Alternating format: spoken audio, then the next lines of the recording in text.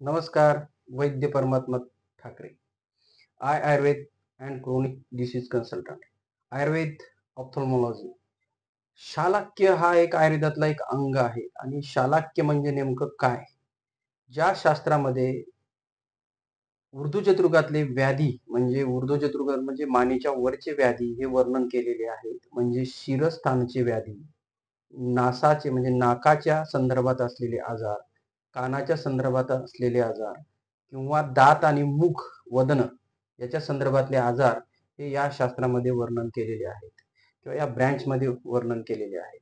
आणि याच्याच अनुषंगाने जी ऑप्थॉल्मॉलॉजी इन आयुर्वेद म्हणजे डोळ्याचे जे आजार आहेत ते या 4 ते 5 याच्यावर म्हणजे कर्ण, नासा, मुख, शिर, जिव्हा याच्या आश्रित हे आजार निश्चित असतात. म्हणूनच ऊर्ध्वचतुर्गातले आजार हे उत्तमांग सांगितलेले आहे. म्हणजे उत्तमांग म्हणजे सर्वश्रेष्ठ अंग असणारं हे स्थान म्हणजे शिरस्थान आहे.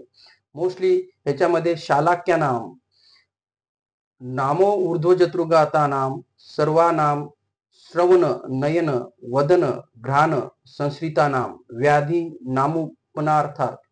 म्हणजे याचा अर्थ काय होतं? जे व्याधी आहेत ते हे सर्व याच्या आश्रित एकमेकाचे असतात. म्हणूनच डोळ्याचा विचार करताना या बऱ्याच गोष्टीचा विचार करून किंवा आजाराचा विचार करून औषधाची योजना आणि आयुर्वेदाचं निदान हे ठरवले जातं. नमस्कार.